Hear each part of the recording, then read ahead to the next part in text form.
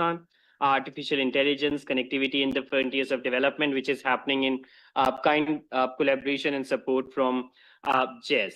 We'll be going towards a technical discussion and kind of reflects on how industry and policy research can actually come together to build a forward-looking digital ecosystem that also support Pakistan's sustainable development ambitions.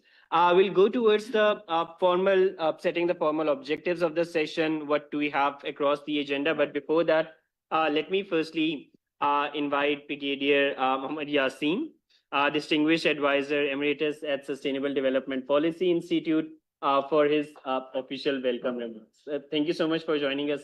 Over to you.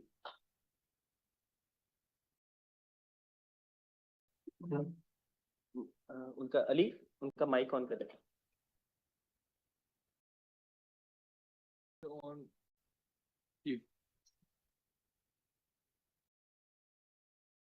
Bismillahirrahmanirrahim.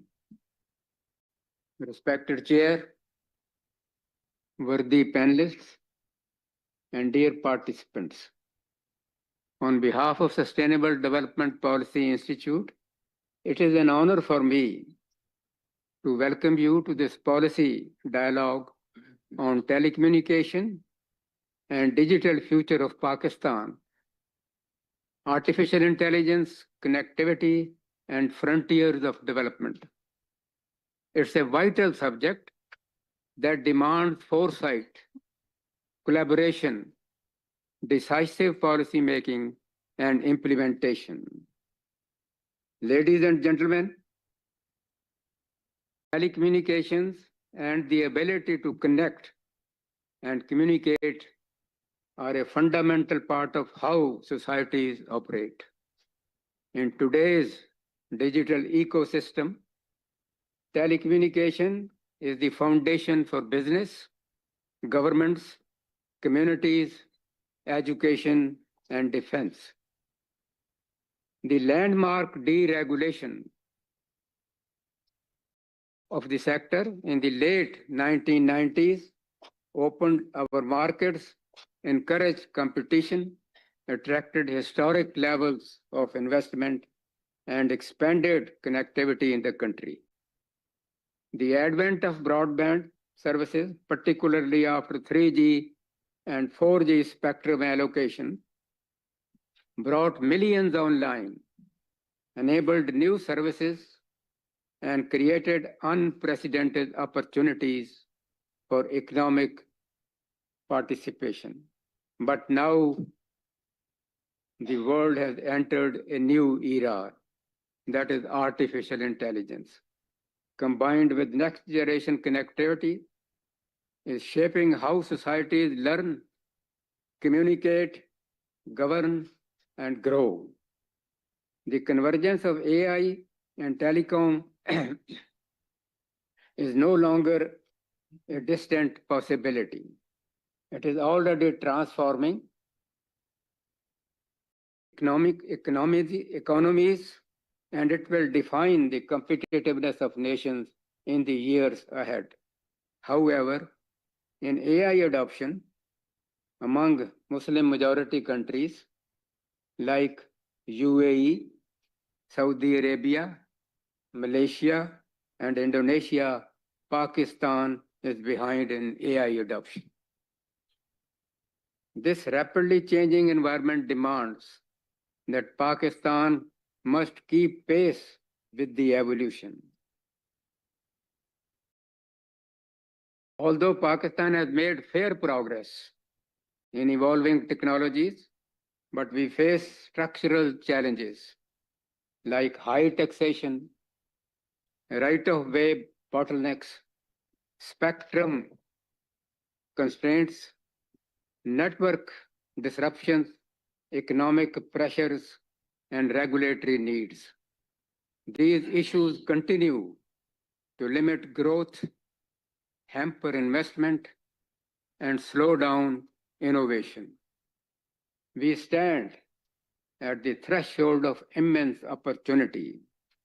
With the right vision and regulatory direction, our telecom sector can evolve from connectivity provider to development catalyst, powering digital entrepreneurship, e-governance, smart public services, financial inclusion, climate resilience, and human capital development.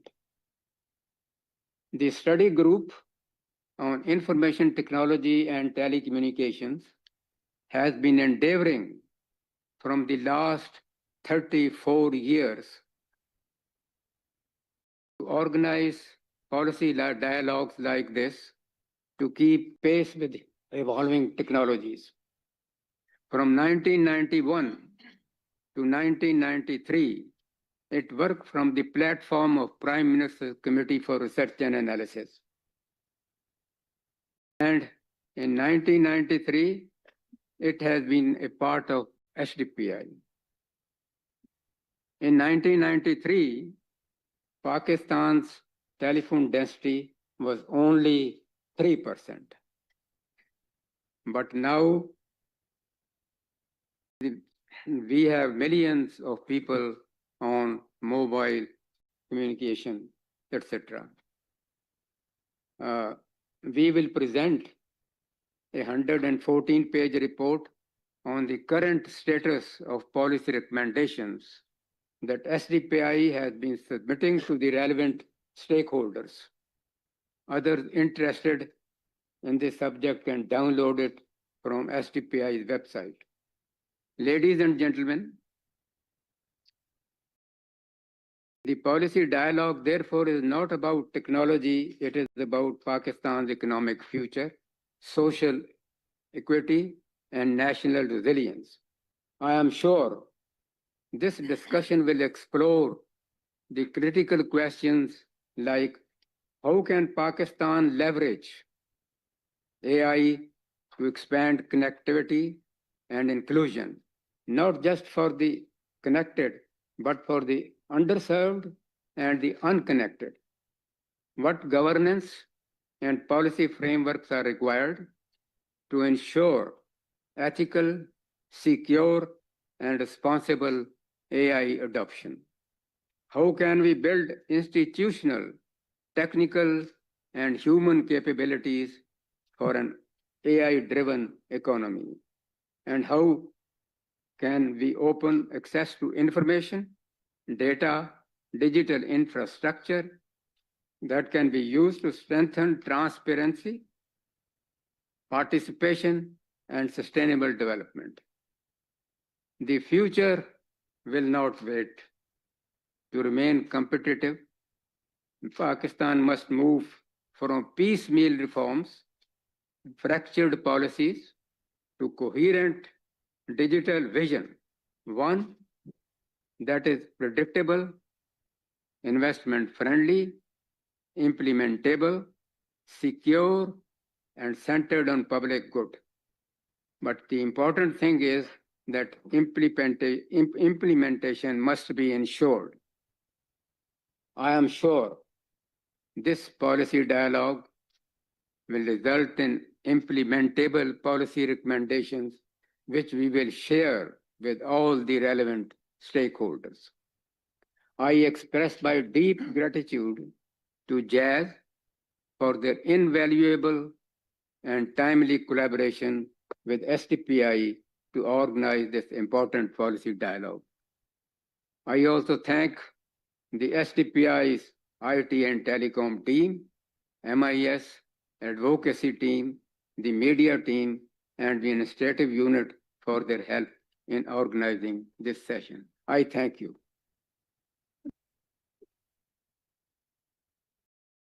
Thank you, sir, again for you setting the scene and also for highlighting the work that the study group on IT and Telecom has been doing over the years under your kind guidance and leadership.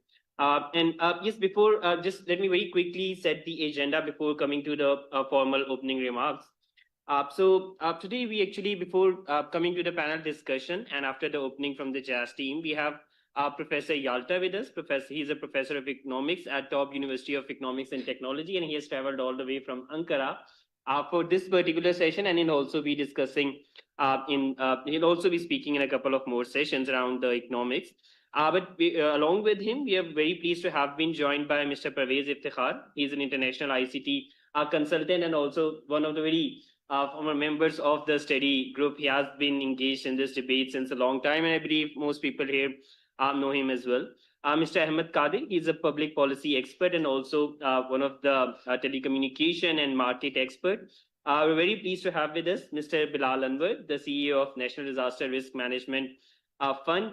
And definitely the chair of this session, Dr. Muhammad Mukarram Khan, the DG Cyber Vigilance and CISO at Pakistan Telecommunication Authority.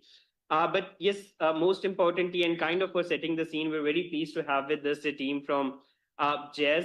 For the opening, we'll be requesting Mr. Syed Zahir Mehdi. He's the Group Chief Corporate and Regulatory Officer at Jazz.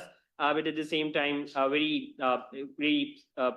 thank the support we're also kind of received from Ms. Fatma for this session as well. So, sir, thank you so much, Hisa, for joining us today and also kind of supporting this panel at SDPI's 28th Sustainable Development Conference. With this, we invite you for your official opening remarks.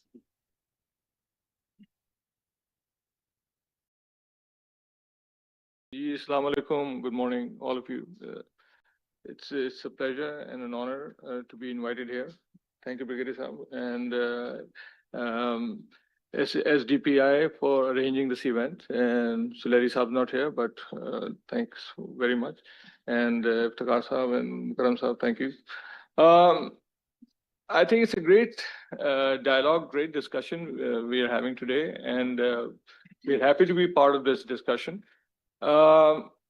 The future, telecom and the digital future, is that what the discussion is today? But I was having a discussion internally with my team, and I said, well, is really AI the future or AI is the present? So, because I think AI is actually a reality today for all of us. Jazz today works, all the new products you see we are coming out with on the backs of the AI. We are operating very closely. We use AI in our day-to-day businesses also. So I think it's present, it's here, it's real, and we all are very, you see, regulatory side, yes, there has to be regulations controlling, regulating it. For each, I think, whether it's the technology side, AI, telecom, they have a good side and not so good side. So we need to be very careful what we are navigating into. I think Jazz being a very responsible and very, we have used this technology, AI, to our own benefit. And all the new products which you see we have been offering is actually thanks to the support we have got from the AI. And so telecom is the base. Telecom, the GSM technology, that is the base. The last, as Brigadier Saab mentioned, last 30, 35 years, Pakistan has grown very well and very fast. Some players have come in and some have stepped out, which is fine. That's all evolution, that's all business, that's fine. But today we are in a very strong position. And I think the market on the telecom side and the base of which AI is now growing into, I think we've crossed over 200 million subscribers today, which is a large population. So basically what we have is the opportunity for 200 million people who can have an access to AI.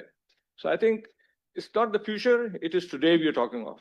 So I think the regulation, which I think the panel discussion will talk and we'll discuss on what is to be done and how we can take it forward to ensure that the Pakistanis get the best, whether you're on the education side, on the research side, or on any sort of development, and inclusive also, whether it's the financial side, minority side, women, we need to actually take control. So I think Pakistan, we should not underestimate ourselves. We have done well, but we have to move fast also. We should not compare ourselves to countries who have not done very well. We can leave them behind, but there are countries who are actually progressing well, and I think we can be part of that, developing nations who are actually progressing well. But I think, thank you for inviting me, and it's a good discussion. I look forward to being part of the discussion. And Brigadier Saab said so nicely in his opening remarks, so I don't think I need to say anything further. All I can say is AI may be the buzzword, but it's a reality. And when I first joined Jazz, which is about 4 months ago, I'm new to the industry actually myself. So somebody called me and asked me, what's your view on AI? I thought it's Ahmed Ibrahim, our chief executive, obviously. So for us, AI is not artificial intelligence, it's augmented intelligence. We don't take it as an artificial, it's a reality. It's a reality. And so when you come to the jazz world, we take it as augmented. So I think welcome all of you for a great session, and I look forward to the excitement. And anything we learned today, we will all be the ambassadors of those points. So when we discuss with the government, we discuss with the regulators, this is what we will make sure that we propose also. Thank you, Brigadier Sam, for the time. Thank you. Thank you so much, Zahir Saab. And yes, very rightly that AI is today, it's not something that we're talking about for the future. Thank you so much for beautifully setting this up. With this, we'll be going towards a scene setting presentation from Professor Yanta, which is kind of titled Government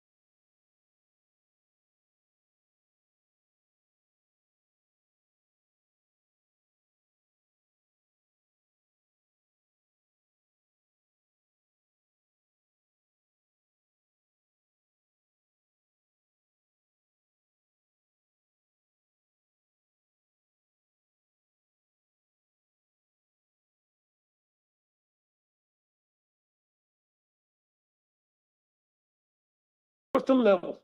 So this blue line actually shows what is possible. And the orange line actually shows the connection between a low risk minimum data set. It has low information, but it is riskless. The government can decide what that will be, right? And then once an institution, for example, a telecom company, but this can be any company, this can be Netflix, or this can be any other company, they can find their own optimal portfolio, this tangent point, and then they can also create like a mixture of those, their own data set and the government allowed minimum data set. So these are all coming from finance. This is already, we already have this idea in finance. So this is how it looks like.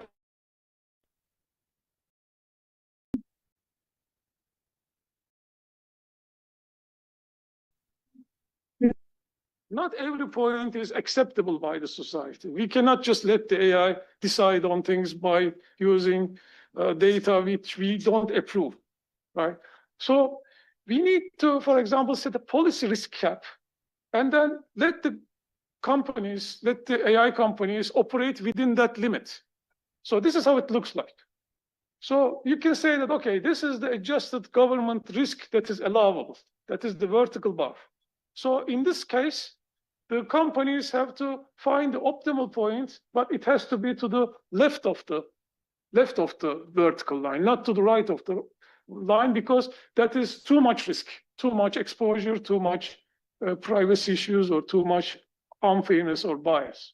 Right? So, for example, there are example data portfolios called compliance first, or network quality service score, or balanced hybrid, or market pulse, aggressive behavioral data set. So as you see here, aggressive behavioral is not allowed. Market pulse is not allowed for this use case. And the company then would go ahead with the balanced hybrid data set, which is optimal for them because it balances risk and gives the highest information return for them. But each company can decide on their own data set still. They all have to work within the limits of the government, and they report their data sets and the weights. I'm going to talk about that later. But here, for example, compliance first is licensing and spectrum registries. It is low risk, but the information is limited. Then the other portfolio is a little better. It is network quality of service score. That is key performance indicators and CDRs like call detail aggregates. And that is more informative and just a little more risk is still acceptable. Balanced hybrid has the quality of service plus tariffs and survey, maybe microdata. So these are all usable data. And it uses those for the AI training inputs. Now, market pulse, additionally, for example, uses more high return, but more risky assets. And aggressive behavioral, for example, it also includes the app data, location data, which maybe we're not going to allow for them to decide on certain things. I mean, we can allow for certain applications, for certain AI applications, but we may not allow it for other applications because, for example, in the telecom sector, now it is such a big sector. It's a big service sector. It's not just calls anymore. It's not just communication anymore. You are offering video services. You're offering music services. You're offering social media. You are offering payment. You're offering financing, device financing. So the government said that, okay, for the device financing AI, because all of them have their own AIs.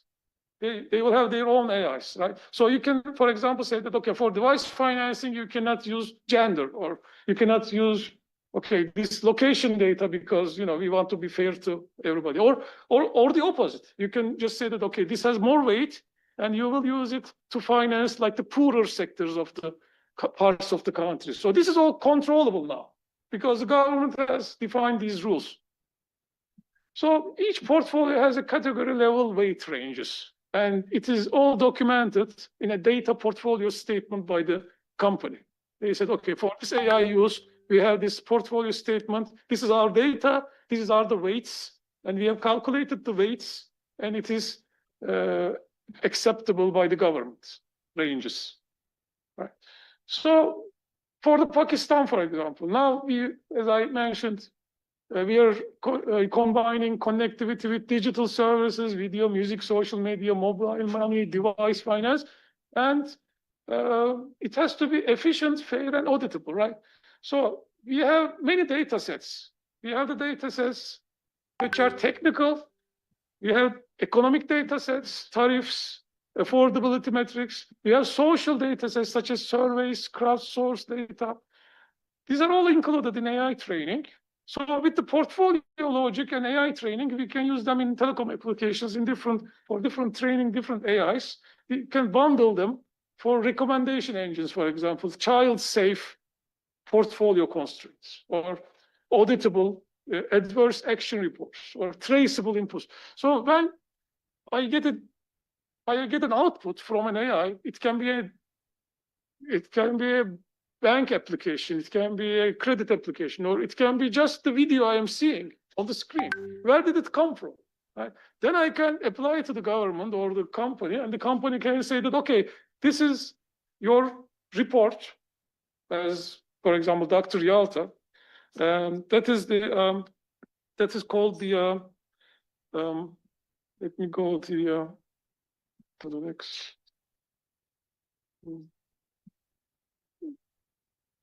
This is your data portfolio card. So it is like the credit report. When we are applying to the bank and for credit, you have your credit report, and when they don't give you like extended credit, then you see your credit report and you understand why. It is the same thing. It's the same logic. So what can be done?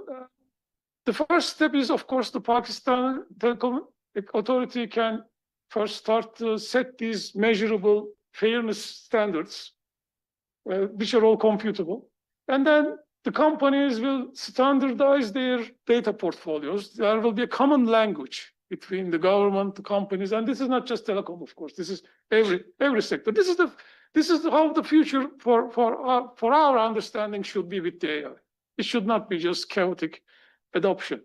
And then there will be like standard registries and public-facing artifacts like data portfolio statement. So this is like when you create an AI doing something, you submit this to the government, showing the weights, which data is being used and how it is complying. A data portfolio card is like use-specific filing. And consumer report is like issued for consumer requests, if I request some explanation. So this links incentives to equity. And with these, if they don't obey these rules, the government, of course, tie this to spectrum obligations or USF, like universal support for this funding, right? Universal service funds. The companies want to use that. So there is also some way to enforce it with monetary terms. And so how this can work out in practice? Okay, for the first phase, we can create the templates, government templates with risk and fairness bands. And then each operator constructs its own smart data portfolio, optimizes what data they have. Everybody has a different data. So they can optimize with this portfolio logic. And then they submit their reports. And this can start with JAS, for example. They can serve as the lead operator for initial proof of concept, working on, for example, device finance, just to try it. And actually, Pakistan can be the first developing country to try something like this. This would be, I think, an important, thing to do. And so anyway, the key takeaways, as I mentioned, AI will soon play a central role in decisions across everywhere. And here we propose the framework to how to make it work without destroying our values and jobs. Millions of jobs are at risk. So it is It is to be controllable by the government and led by the government, not just react, but proactively lead it. And it unites economics, AI, and policy into a single coherent language for data accountability. And Pakistan's telecom sector can lead the way. And it's not just Pakistan's telecom sector. I mean, I'm sure World Bank or big AI companies also, they can, for such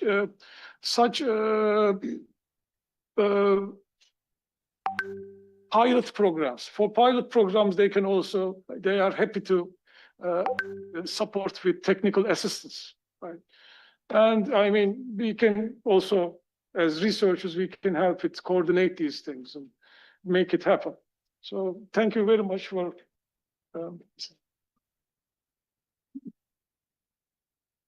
Thank you so much, Professor Yalta, for talking about the smart data portfolios and the optimization of the data that the telecom industry has, and really interesting. And let's see how also the experts, the Pakistani experts, respond and react to this. And also, thank you for highlighting those recommendations for Pakistan's private sector, such as JAS, as well as our recommendations and the whole implementation plan for the government entities as well. So with this, we can perhaps move towards the panel discussion. And let me first request come to Pervez Saab. Pervez Saab, we have been engaged in this sector for long, especially since it has rapidly, deregulated.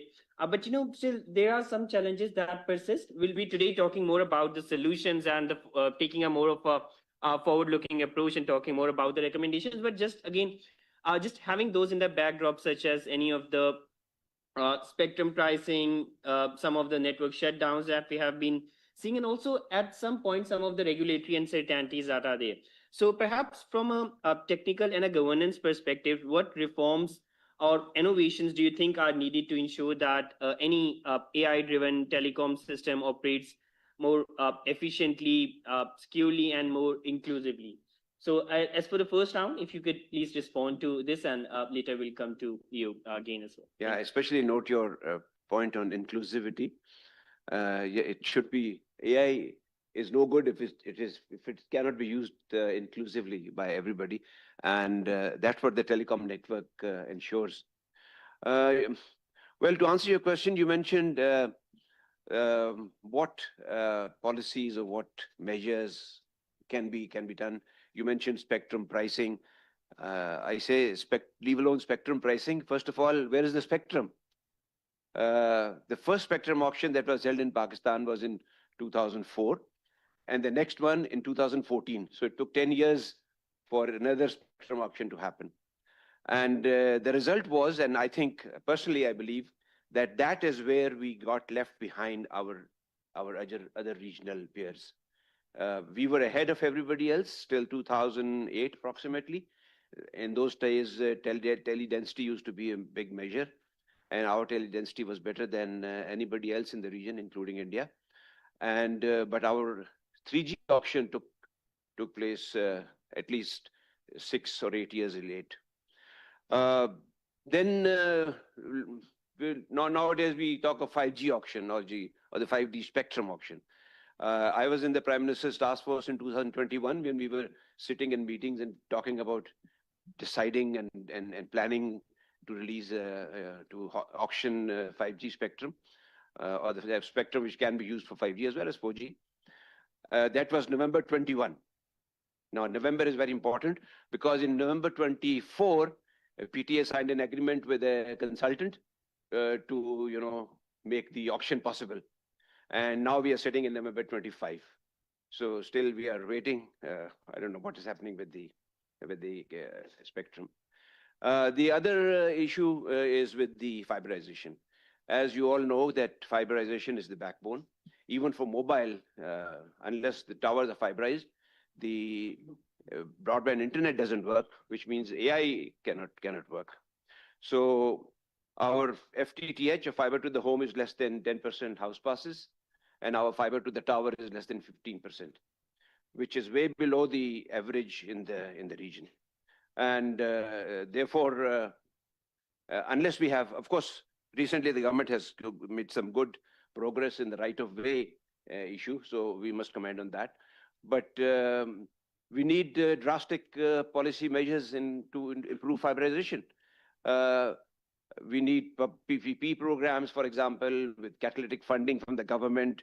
We need to create demand, for example, by connecting schools and hospitals and clinics with fibers. So unless we do that, our fiberization is way behind, and therefore AI cannot be inclusively used.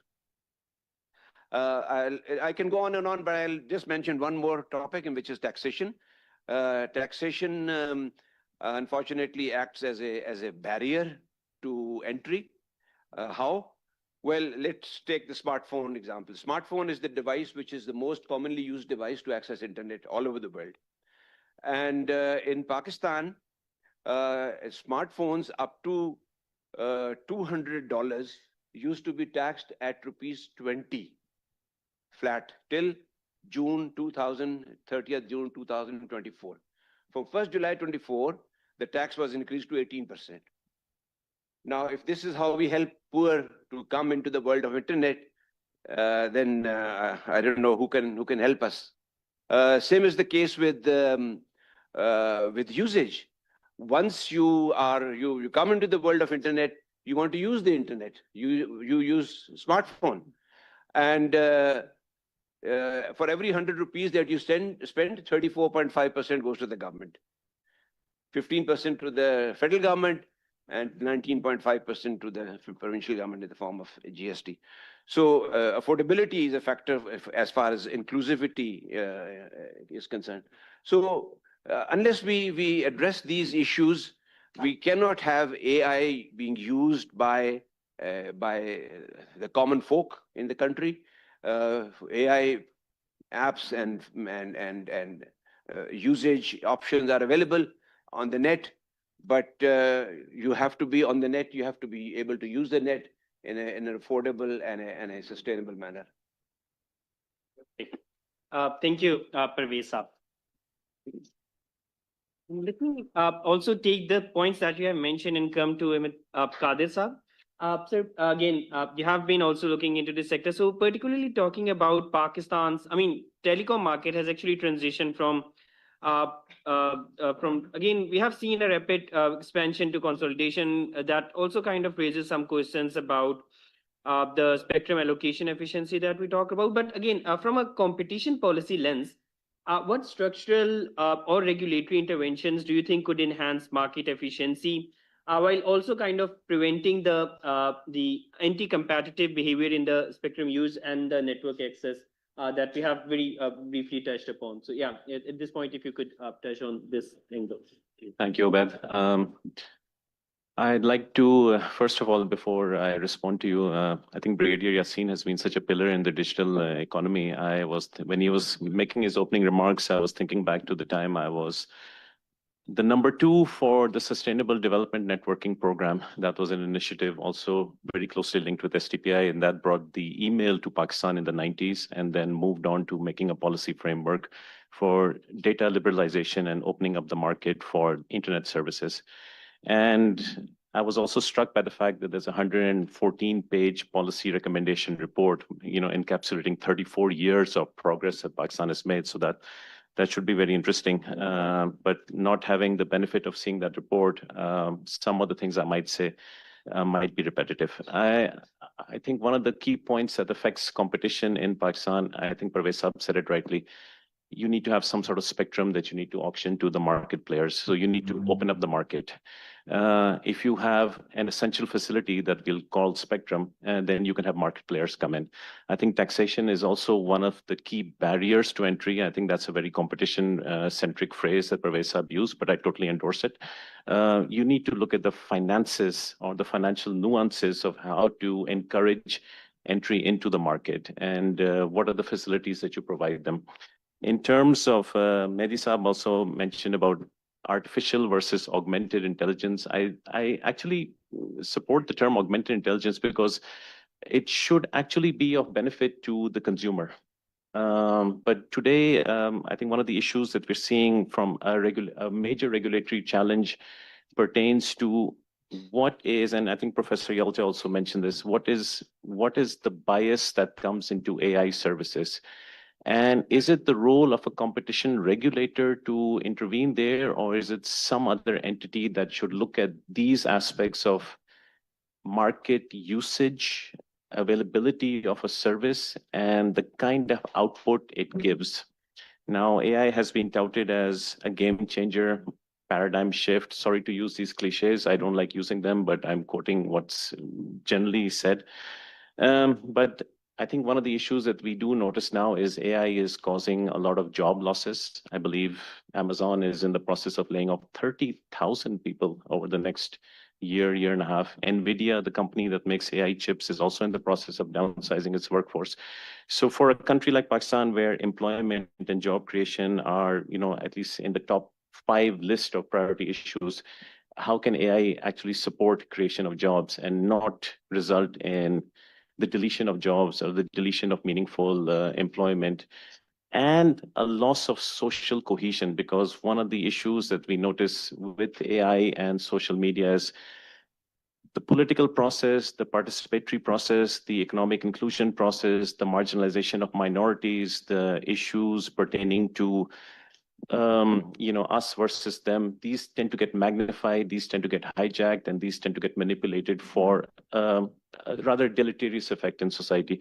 So these are issues that need to be looked at very carefully. And in terms of competition, it's not just a competition issue, it's a much broader perspective and a much broader palette of issues that need to be looked at.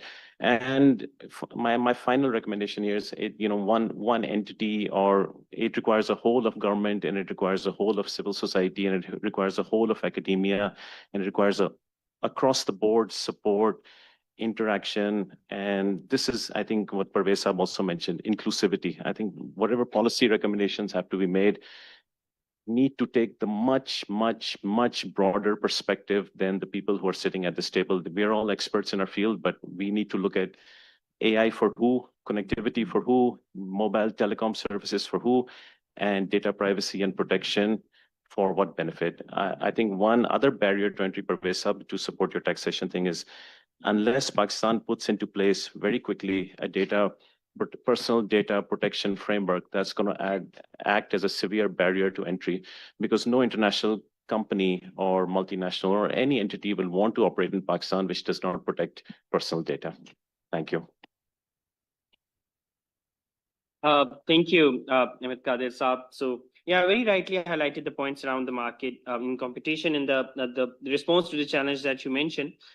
So, I mean, coming to Bilal Anwar Saab, sir, firstly, again, if you have any reflections on the overall discussion, but also taking lead from what has been said, I mean, the AI is here to kind of stay, and I mean, the partners like Jazz already kind of started working on it, but also from a developing country perspective, just such as Pakistan, that is really vulnerable to climate change, the infrastructure, even for the telecommunication in itself, is also under some of the threats, particularly looking at the impacts that have been caused to it by the recent floods.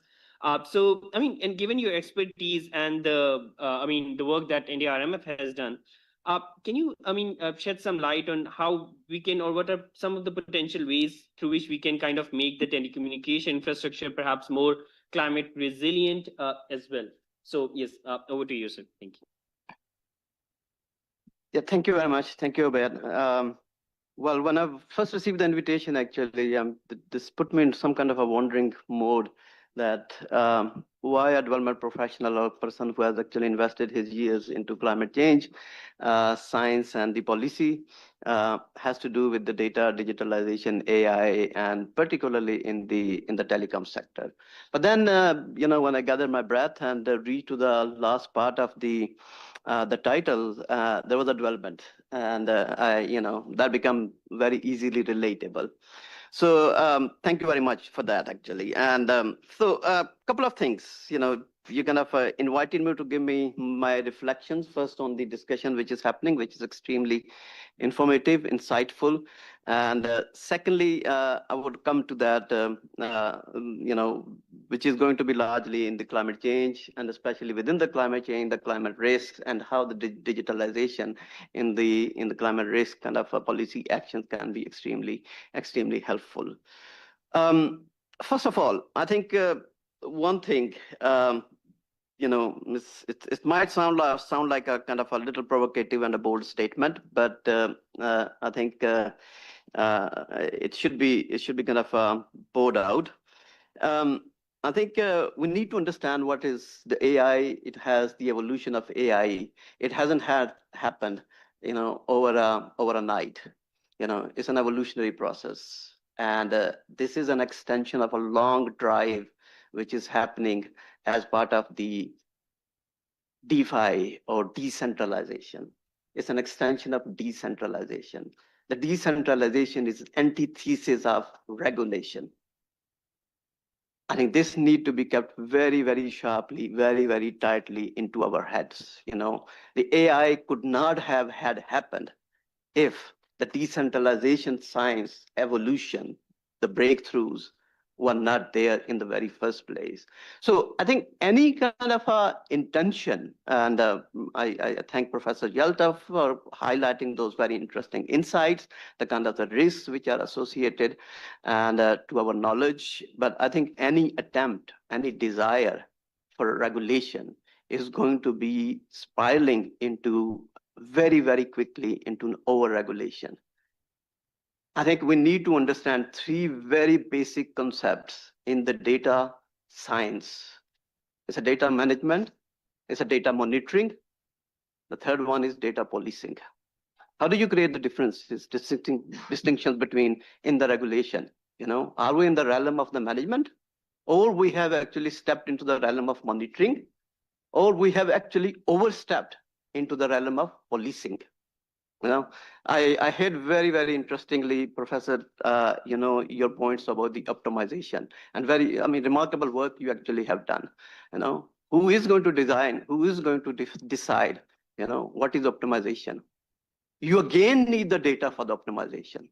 You have to go back to your drawing board. Otherwise, you cannot draw out your optimization point. It's impossible in the data science. It's actually not possible.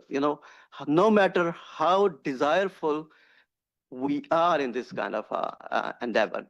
So it's not. And the governments, they tend to go into the policing realm very, very easily, which of course, it is detrimental to the business. It's detrimental to many other areas as well. No, I think I completely buy the argument, and being a professional, being an individual, I also buy this argument very powerfully that yes, there are few basic things, the few basic regulation which need to be established, and then move back. It's about the privacy, it's about the confidentiality, it's about the very broad aspects, the very broad strokes related to the management or the data governance. I think otherwise this just cannot grow. It's just going to die out, naturally die out. Now let me connect this. Let me connect this to my own area. I'm not a telecom expert, I'm a development professional, and I'm a climate change and a climate policy practitioner. Professor, you made a very good point, a very powerful point, which is about the inclusivity. In the development sector, Abad and many other colleagues here in the room, they will fully understand, and I hope they will subscribe to the idea that inclusivity in the development, either it's a marginalization of the some ethnic groups or the gender groups or anyone, inclusivity. We have been grappling, we have been struggling with this idea for decades. We have not been able to reach out. We have not been able to connect with those communities, whether this is a post-disaster scenario, a post-flood, which you are just passing right now, or in the very normalized development kind of a projects where we have left the gender, the women folk completely out of the picture, or sometime, some of the ethnic groups, or some of the religious group have been forgotten away. The normal development kind of tools which have evolved, which we have developed over the last many decades, they have failed us miserably. This is the reality about the inclusivity. This is the reality about the connectivity, and in the development, we are just in a catching up, we're in a perpetual catching up phase, about this connectivity and inclusivity. Now, what happens time and again, technology just come with a new kind of a frontiers. Whether it was an internet or it was, previous to internet, there was some more raw or crude kind of a technology. And the technology just come and show us the new ways. And it just either it shames us or it empowers us. It is really it's a matter of how we want to really take it on. We want the technology to put, stare into our eyes and then let us shame away that, okay, I mean, we have failed, but here is the technology. Here's a smartphone. Here's a small tool, which we can use to reach out to the people, reach out to the communities, which might have been effectively left out for the decades.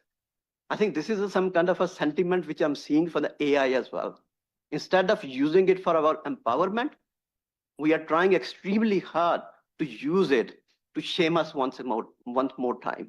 I think this is what I'm seeing. I've been very honest. I've been very frank, but I think this is what I'm feeling actually, the kind of the thinking which is evolving. The telecom communication, the telecom sectors and number of other technologies, they're doing a remarkable job. They are helping, they are reaching out to that. But I think the risk which we are talking about, just weigh those risks, some data breach, some kind of the governments or some kind of a agency not really liking it, wage them out with the, 38 million children out of the school, 45% of children in Pakistan facing the stunted growth, more than 40, the recent World Bank report, the more than 45% population below the poverty line. Just weigh those risks with whatever risks you want to actually bring up with the development, the evolution of the new technologies. I think the picture becomes so clear that I think we should not really let the technology to let us embarrass one more time and use it for our own purposes. I'm just coming to that. I think so. Technology is offering new frontiers. I think we need to use the technology. We need to integrate the technology, in our own beneficial way. Yes, there are going to be some social kind of issues. There are some skirmishes actually happening left, right, and center, but they are happening anyway, being left out as well. Are we not aware of what is happening in the certain corners of the country because of they have been left out economically and socially and politically and a number of other ways? Do we really want to blind ourselves on these issues? Right? It's a matter of choice, actually. We can actually exercise this choice whether we want to blind it ourselves out or we really want to use them for informing ourselves and using that technology to reaching out and bring their issues right into the realm of the development. In NDRMF, we have used these technologies very, very effectively. We have set up a huge database. It's called a natural catastrophic model, NatCat model. And that NatCat model have allowed us to really look into the future in terms of in a very kind of a narrow set of different kind of a disaster which we are talking about. The topic of this conference is, and very timely and very aptly, which is emerging world disorder. Disorder means more risks. More risks can only be managed with more data because you need more predictive power. More predictive power can only come with the more data. This is what we have done in NDRMF through the NetCat. And we are going to be trying to build it up, and we are trying to be actually strengthening it more and more, because this is what we strongly believe that that's the only way we can predict the losses from the future disasters. We can predict the kind of the different assets and the different communities who are going to be affected. And we can actually empower the governments and the agencies that can reach out in a predictive, in a preemptive fashion. So I think some might have sounded a little bit kind of harsh to some people, but I think we should very openly probe these questions. Otherwise, we are not being very honest to ourselves. Thank you. Yes, thank you, Bilal Saab, for highlighting how technology is a new frontier of the development, and thank you for the also seeing the NetCat model that you talked about.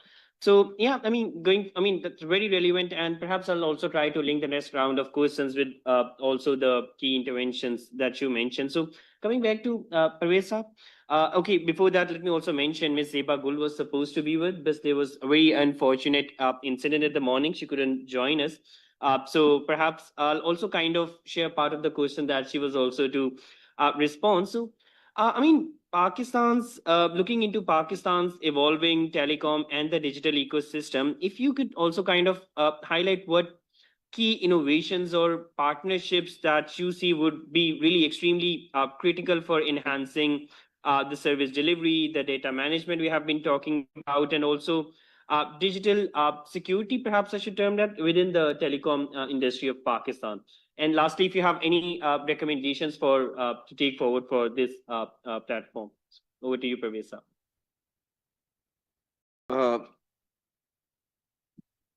Well, policy recommendations, one can make many, and there have been many. The problem is that we don't have a shortage of policies. Our challenge is implementation. Spectrum optimization is one thing which is mentioned. Well, one of the ways to optimize the spectrum available is to allow sharing and trading. Now, the policy, coming to the policy of telecom policy of 2015, which was released in November 2015. November is very important, you know. So November 2015, the policy was released, which actually said that trading and sharing will be allowed. November 2016, you know, November is important.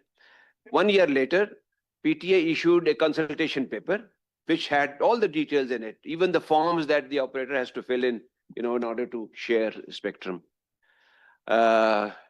Now it is November 2025.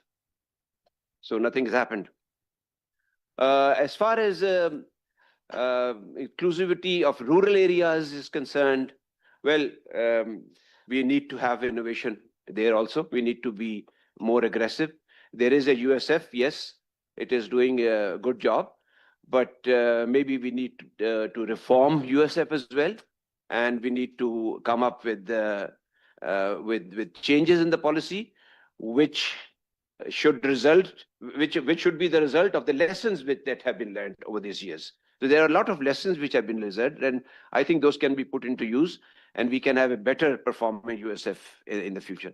There are emerging technologies again to cover those areas which USF is unable to cover. For example, this LEO satellites, Starlink is a very famous one of them. I think we should have, instead of subsidizing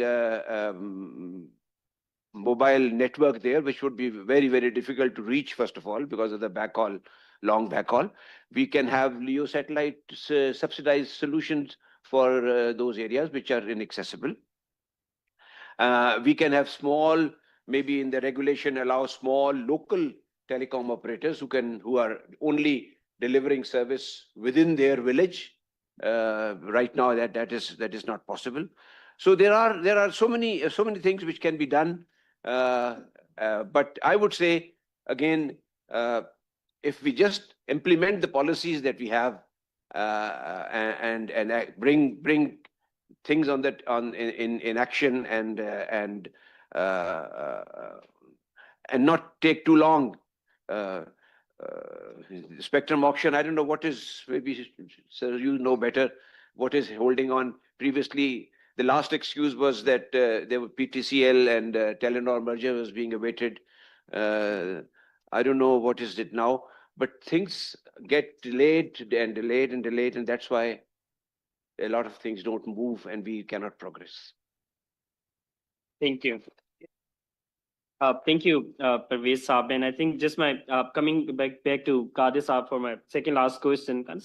I think if you want to respond to any of the points that have been mentioned, but just like we're talking about modernizing different things, so how do you think Pakistan's regulatory framework, especially the coordination that goes on between Pakistan Telecommunication Authority, there's a role by Competition Commission of Pakistan, MOI, RWT, can also be kind of modernized to address these cross-sector competition challenges, integrating AI, addressing disaster risk reduction, and while also kind of sustaining incentives for network modernization and mobilizing any capital investments in that. So if you would like to comment on that, please. Gee, Ubaid, telecom regulation, because it's such a rapidly evolving field, there's some new technology showing its head every 6 months or every year. And, you can't have a regulation which is very restrictive by letter. So you need to go for something that's based on principles. And I think Pakistan should really consider or make it a hallmark of its regulatory foundation that they should be technology neutral. They should not propound or espouse for a particular brand of technology or certain criteria. They should be open to what's new and what's beneficial and what provides the best value for Pakistan's geography, the Pakistani consumer, and Pakistan's development environment. So technology neutrality is something that is very important. Intellectual property, I think there's a lot of innovation happening within the country and outside the country. And if we are to attract the best technology, are we in a position to protect intellectual property and encourage, technology companies to set up shop here and then create a market and facilitate access to consumers? So that is also something that needs to be looked at. I believe it was this year that Pakistan passed the Digital Pakistan Act and is moving towards establishing a Digital Pakistan Authority. And I would recommend that rather than having a fragmented role by different regulatory bodies, much of the activities of requiring regulation, requiring data protection, consumer privacy, etc., anything that's got to do with the digital market and digital services, the Digital Pakistan Authority should play the lead role because it just facilitates the communication between the consumer, the business entities, the market players to deal with one point. I believe a lot of ease of doing business reports in the past, a lot of assessments by OICCI, et cetera. When they talk about how easy or how difficult it is, one of the issues is, a number of NOCs are required to bring your product to market. Rather than having that fragmented and difficult approach to gain approvals, vest authority in one agency, which is then the critical point for encouraging a truly digital Pakistan. Thank you, Mohammed Saab. Just to quick check, Professor Yalta, do you want to respond to any of the points that have been discussed or any final actions? Sure, please. I really appreciate all these, and I'm really learning about your deep insights, and it's very useful for me too. And I just want to mention a few things about, especially I agree with Mr. Bilal Elmar about the risks of overregulation and some other risks and the AI, how it is evolving. It's at such a high pace, but just want to mention a few things about this. I am against overregulation, but currently it is not regulated at all. There's no regulation. It's just chaos. It is just, AI is is imposed on us. It's coming from the outside, and we have no control over it. And it's the same for all the countries. So we have to be careful about regulation, but there is no such thing as no regulation. I mean, I've studied in the United States. I did my PhD in the United States. I went there again recently for sabbatical. But what I see is that being educated there is the developed countries always say, okay, you have to deregulate. But they actually regulate their things very, very carefully and very firmly, right? For example, the airlines, right? For a plane to take off, there are more than 300 rules from so many rules, little things, but they have to obey all of them before it can take off, right? It's the same with AI. It is affecting all of us. It's affecting our children, how they are educated, what they're seeing, how they are talking with each other now, right? So I think what I'm proposing here is not just the way to regulate it only. It is actually forming a common language between the firm and the government. This is data, this is a portfolio. Show us your portfolio. You may just decide not to regulate it at all, but this is the framework, I think, best to move forward with. That's all. Thank you. Thank you, Professor Yalta. Bilal Saab, if you have any last points to make before we go to the panel chair, you want to add any last? I think I made myself kind of in a awfully crystallized manner clear, but I think this is, and just to make it clear as well, I think, my idea, of course, is not that no regulation. There's a lot of kind of a space between regulation and over-regulation. And we know that the governments have this kind of a tendency, kind of a going into the over-regulation very, very easily, and sometimes kind of a seamlessly as well. So I think this is not, of course, the purpose. We do not want, our lives, our personal lives, our children's, our financial information and our likes and dislikes to be going into the public realm. So this is not the case. But I think as Kazu Sahab said, this has to be based on a principle base, not really going down into the level of which technology is going to be behaving in a which manner. I think that should be avoided, because that's basically is and it's not doable. I'm glad you came from Turkey and I'm from Pakistan, and you studied in US, I studied in the Europe. We have seen how the regulations have played very differently, and we are also seeing the new political developments which are happening and how they are actually, especially the trade war which is happening, and how the regulation is actually playing out, and how it is actually adversely economically affecting the different set of the countries. This is all because of the bad regulation which is happening, and suddenly one person has become super empowered, and we are actually seeing that, and Pakistan and Turkey happen to be in a very same boat in that sense as well. So I think this is, but I think in a very particular way in the development sector in Pakistan, especially the kind of climatic risks which country is facing, we need to have a lot more predictive forecasting risk modeling power. That effectively is not possible without the data. I think this is the underline. Thank you. Thank you. Thank you, Bilal Anwar Saab, very rightly. And I think with this brings us to Dr. Mukarram, the panel chair from Pakistan Telecommunication Authority. Sir, your reflections on the discussion that we have been having today, how would you like to, if you like to kind of respond to it and conclude this?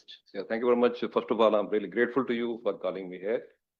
And while more learned people are sitting here, I feel very small to be chair of this session, but very insightful, especially Professor Yantra. I'm myself an AI expert and my PhD in AI, but I have never looked at the data regulation or risk assessment in this view, the way, in the angle you have given to it. And the recommendation given by all the panelists, Parvez Saab, I have always been learning from his views, and we have been together, and all the time we talk about how we can improve the internet services in Pakistan.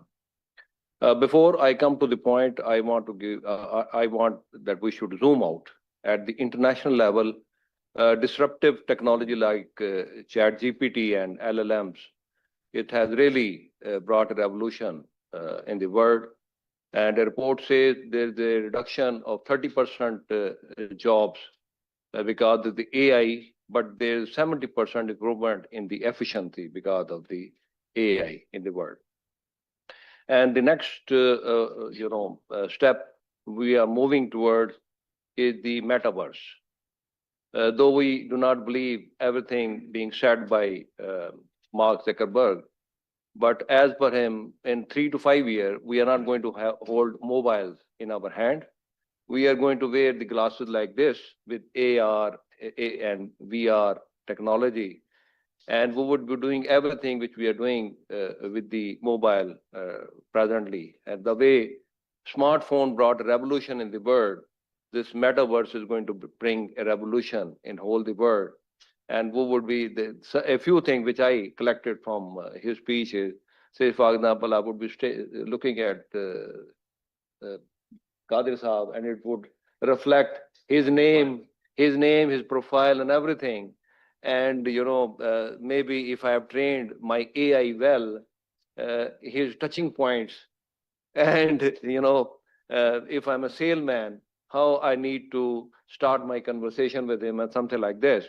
And I would be maybe while sleeping or at home, my avatar would be moving in the Manhattan, in the superstores, and seeing the suits of Marks and Spencer.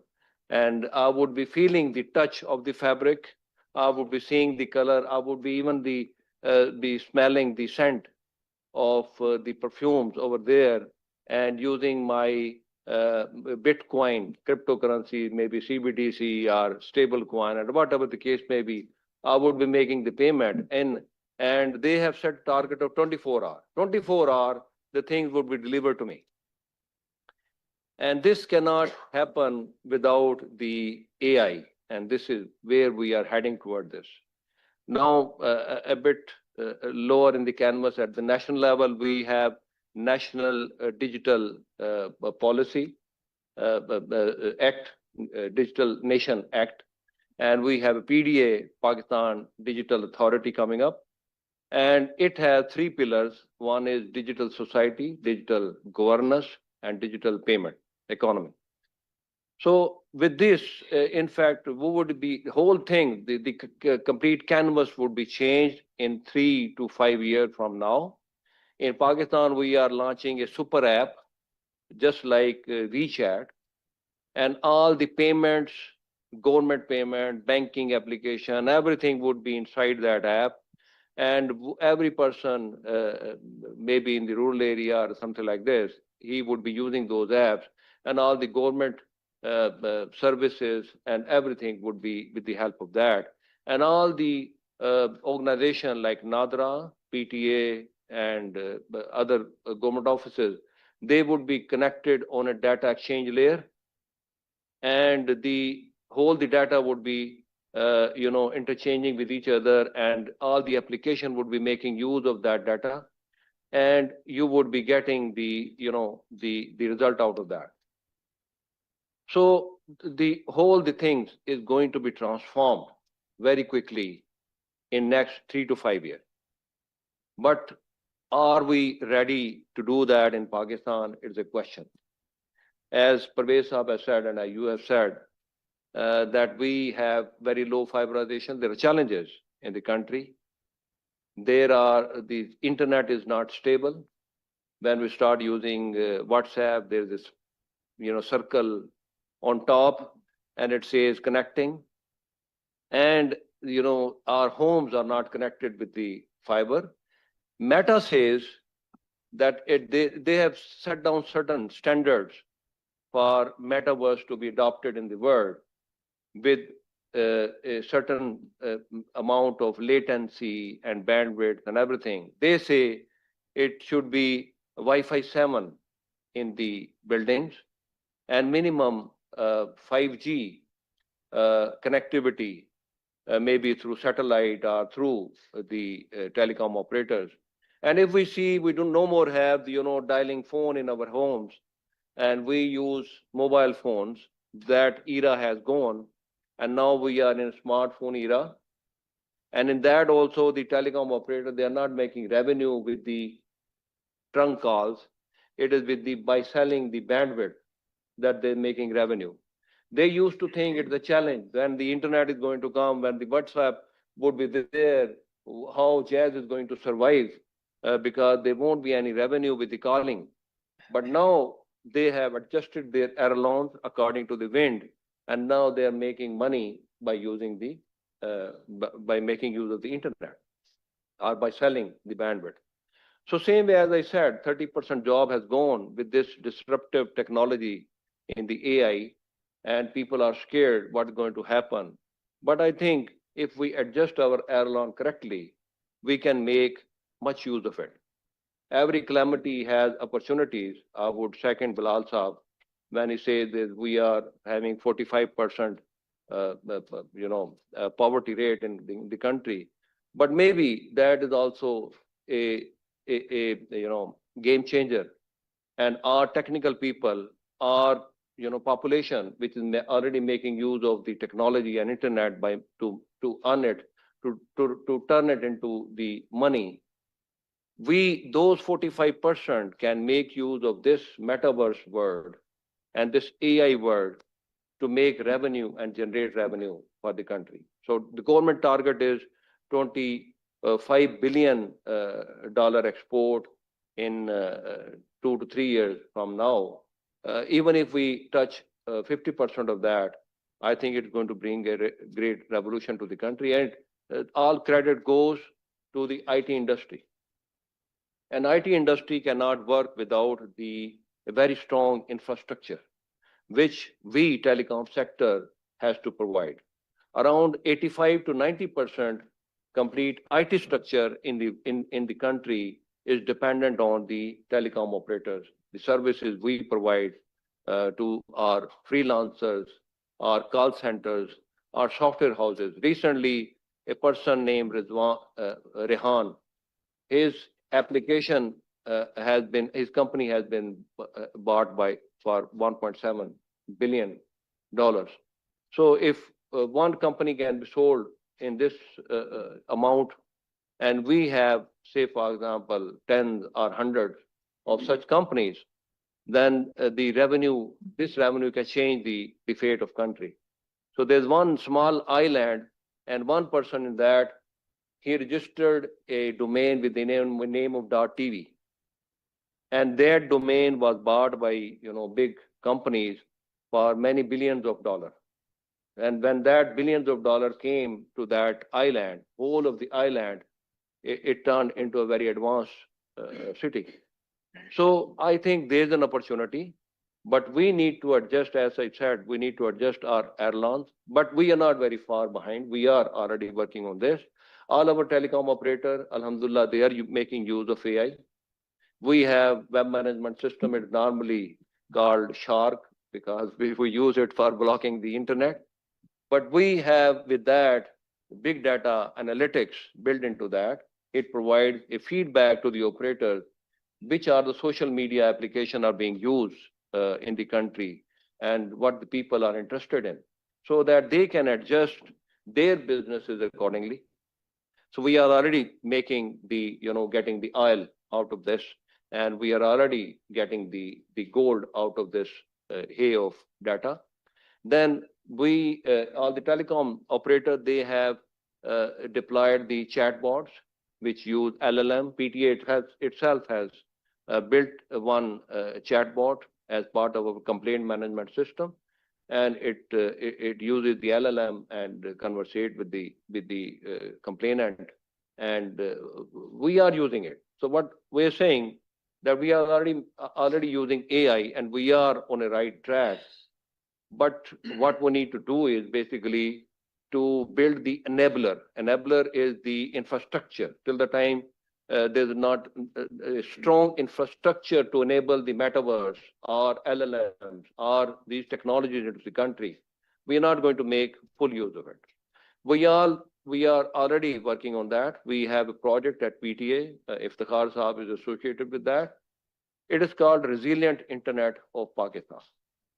We are studying the internet services in the country, various aspects of this, say, for example, connectivity to the international world, may it be through the cable landing station and the submarine cable landing into the country, or terrestrial cable going to Iran, Afghanistan, India, and other countries, and the Starlink, like many other LEO satellite-based internet. And with that, the switching and routing in the country, how we can reduce the latency. Because if we do not enable the country in next 3 years before the metaverse is fully launched in the world, we do not have 5G, we do not have Wi-Fi 7, we do not have our basic infrastructure, fiber, it does not support that amount of latency and throughput, another thing. And our users are not making use of that, we will not be able to benefit from this. So we are already working on that. And inshallah, by next quarter or so, we are going to make certain recommendations. And then we would enforce those recommendations on the operators and other peoples. Here there was there was mention of about 5G. We are already working on that. We are very serious. But there are certain factors we are unable to overcome. One has recently been, the CCP has given us a go-ahead. It has a long outstanding issue, has been resolved. Now is the spectrum, because one major portion of the spectrum was already occupied by someone maliciously. We are able to get it, and we are set to go for the auction very soon, and inshallah it would be done. And with that, I can assure you, we are already forward looking. We are not only going for the G5 status of telecom regulator. We are very close to that. We are already G4, and I think we are 2 or 3 in this region who are G4. Now we are struggling to do, we are working for G5 status. And G5 status is only if you are progressively looking, outward looking. And we are outward looking, and we are already aware of all these things. And we are trying to create such enabler, such infrastructure, and such environment in the country, whereby we can make full use of the disruptive technologies which is here and which is about to come. And inshallah, future is very bright. And I want to assure you that we are with you. We are conversant with the problems and the issues people are facing, and what technology we are looking into in the recent future. And inshallah, we will be ready for that. Thank you very much. Thank you, Dr. Since November is very important. Yeah. Next November. Yeah, before next Thank you. November, inshallah, Yes. we would have. Yes, thank you, Yeah. Dr. Mukarram, for being so assuring. But yeah, we just have time for 1 or 2 comments or questions if anyone has. I believe we just heard one from there. Yes, Tarsa. I was listening very keenly last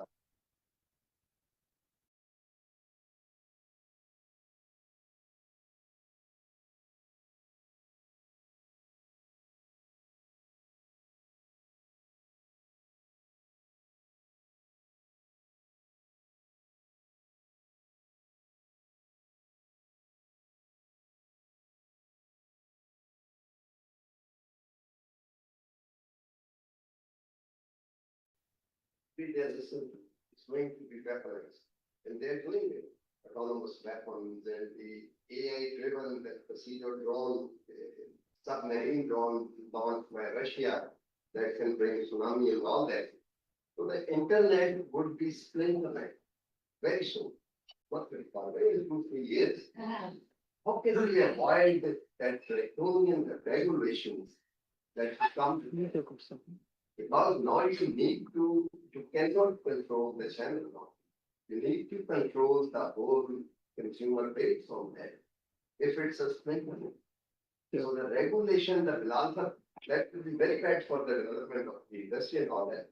So anyone of the expert who thinks that has some supple knowledge of that, please educate me more on that.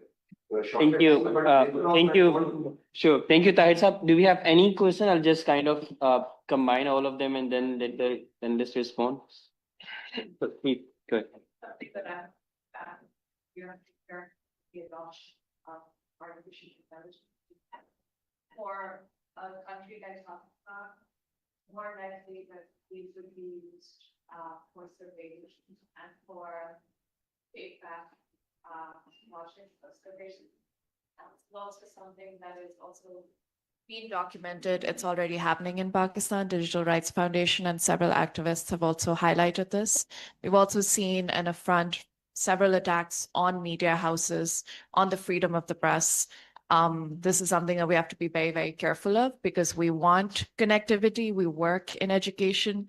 We want these things to happen, but they come alongside this risk.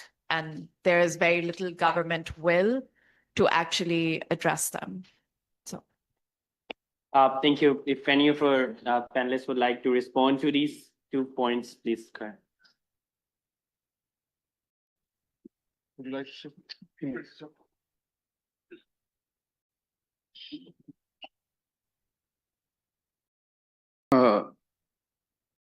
I think so many points have been covered, like what we are doing, what we should be doing, and what will happen resultantly. I will not take very long because we have already reached the deadline, but I want to, there was a mention of too many policies but not being implemented. So on the lighter side, once a businessman was pleading his case to a bureaucrat. He made good arguments, but the bureaucrats was not agreeing. When he was disappointed, he said, "Sir, I have, explained my case in detail, but I don't know what are the reasons that you are not accepting it." And the bureaucrat said, "There are no reasons. This is our policy." So what is the use of so many policies if they are not, implemented? But there are, few important points that have been brought up, like fiberization, like high taxation, like affordability. So these are innovation, education. These are most important points that we should be, giving our attention to.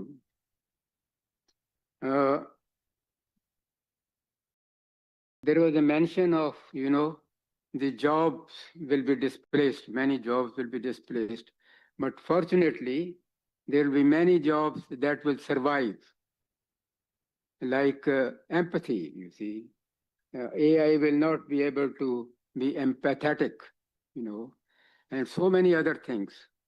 But having said all that, AI is the future, whether we accept it or we don't accept it. Like Russian President Putin once said that one who will control AI will control the world. See? So there is no other alternative. It is important that we do the de-skilling, reskilling, and upskilling of our people. That is important.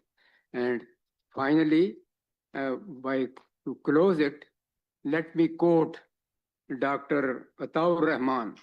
I think you must have heard about Dr. Ataur Rahman. He is the former federal minister.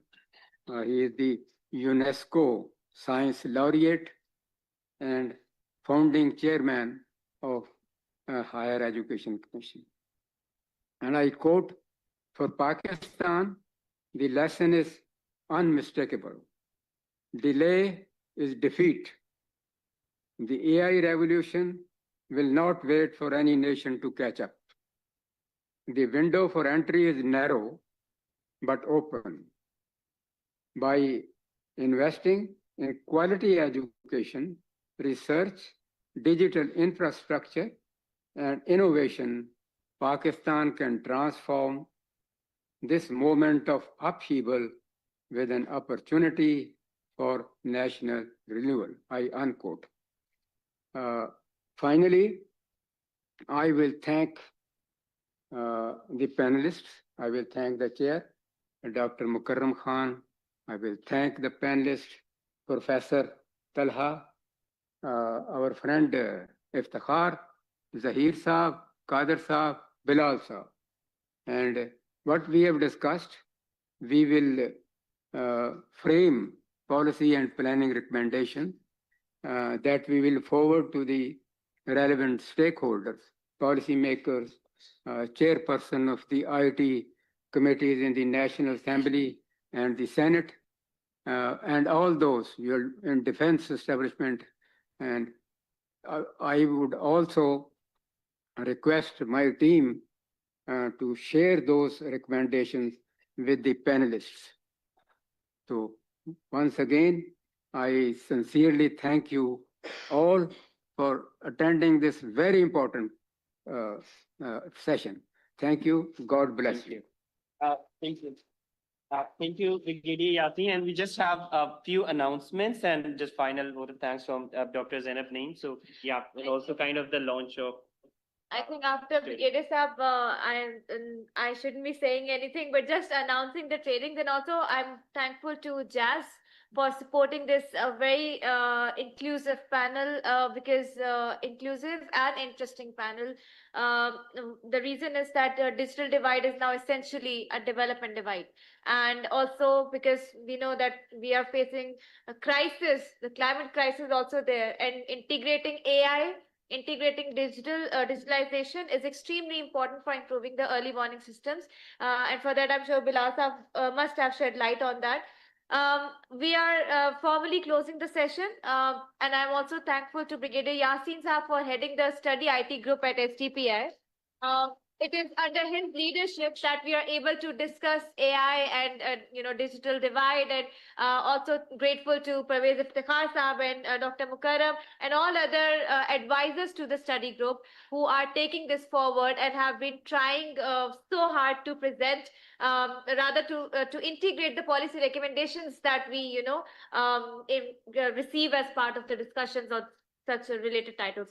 With this, I would like to announce that we have a training on AI that will start at 2:30 p.m. today at the Capacity Building Hub at the ground floor. So please feel free to join us. It's a certification program, and under again the study IT group, we would like to today it's just like marketing the training on what exactly we want to achieve. And then afterwards, with your response and feedback, we'd like to take this up as formal training program at SDPI under the leadership of course, Brigadier Saab. So thank you so much, everyone. Thank you.